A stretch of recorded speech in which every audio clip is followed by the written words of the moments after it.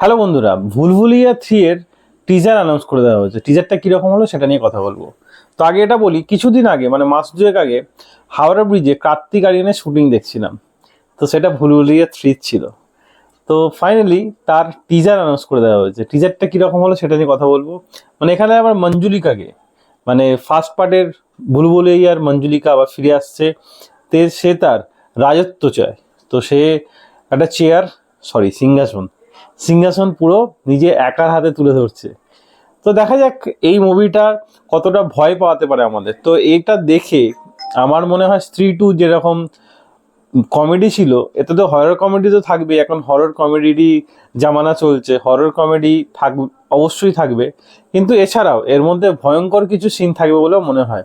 এখানে এটা দেখে মনে হচ্ছে একটা আপডেট মানে লিক্স আছে, মাধুরী দীক্ষিতকেও আমরা পেতে পারি এই মুভিতে। মানে দেখানো হচ্ছে একটা সিন যে একজন আসছে, সে হয়তো ভূত থাকবে এবং তার মধ্যে সেটাই হয়তো মাধুরী দীক্ষিত হতে পারে। তো গেস্ট অ্যাপিয়ারেন্স থাকতে পারে মাধুরী দীক্ষিতের বলে লিক্স আছে।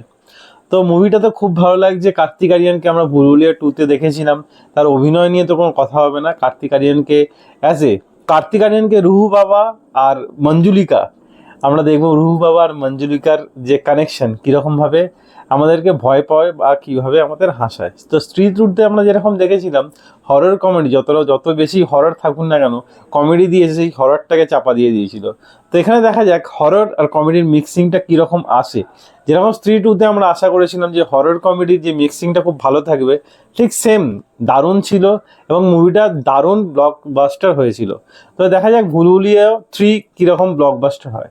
তো আমি তো এই মুভিটা নিয়ে খুব এক্সাইটেড। এটা দিওয়ালিতে আসতে চলেছে মুভিটা। তো তার আগে তো নিশ্চয়ই এর ট্রেলার একটা আসবে, সেটা নিয়ে আবার কথা বলবো। তো মুভির এক্সপেক্টেড স্টোরি বোঝা খুব কঠিন ব্যাপার, কারণ টিজারে কিছুটাই কাটিং দেখানো হয় আমাদের সামনে। তো এখানে মঞ্জুলিকা মানে বিদ্যা বালানকে দারুণ লাগছে। সে যে চেয়ারটা বা সিংহাসনটা যে চাগাচ্ছে, যে সে তার প্রপার্টি, নিজের প্রপার্টি বা নিজের জায়গায় ফিরে এসছে নিজের অস্তিত্ব বজায় রাখার জন্য। তো দেখা যাক ভূত নিজের অস্তিত্ব কীভাবে বজায় রাখে।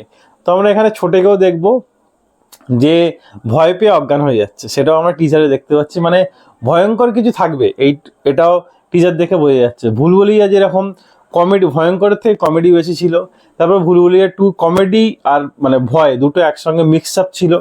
তো এখানে ভয়, কিন্তু ভুলভুলিয়া 2-তে সেরকমভাবে হররটাকে ফুটিয়ে তুলতে পারে না। ভুলভুলিয়ার মধ্যে কমেডি বেশি ছিল, হরর এলিমেন্ট খুব কম, খুব রেয়ার ছিল ভুলভুলিয়া 2 এর মধ্যে। কিন্তু এখানে ভুলভুলিয়া 3 টিজার দেখে মনে হচ্ছে হরর এলিমেন্ট খুব বেশি থাকবে এই মুভির মধ্যে, কমেডির থেকেও বেশি। এবার দেখা যাক দিওয়ালিতে আসুক মুভিটা, সেটা নিয়ে তো কথা বলবোই। এছাড়া এর টিজার আসুক, সেটা নিয়ে বোঝা যাবে যে আমাদের রুহু বাবা এবং মঞ্জুলিকা কতটা আমাদের ভয় পাওয়াতে পেরেছে বা কতটা কমেডি আমাদের সামনে প্রেজেন্ট করতে পেরেছে। তো আজ ভিডিও এতটাই। ভিডিও ভালো লাগলে একটা লাইক অবশ্যই দেবেন, এরকম আরও ভিডিওতে চ্যানেলটা সাবস্ক্রাইব করে পাশে থেকে বেল আইকনটা অবশ্যই বাজিয়ে দেবেন। হ্যাঁ, ট্রেলারটা দেখে বা টিজারটা দেখে আপনার কীরকম লাগলো কমেন্টে অবশ্যই জানাবেন। আজ ভিডিও এতটাই। বাই।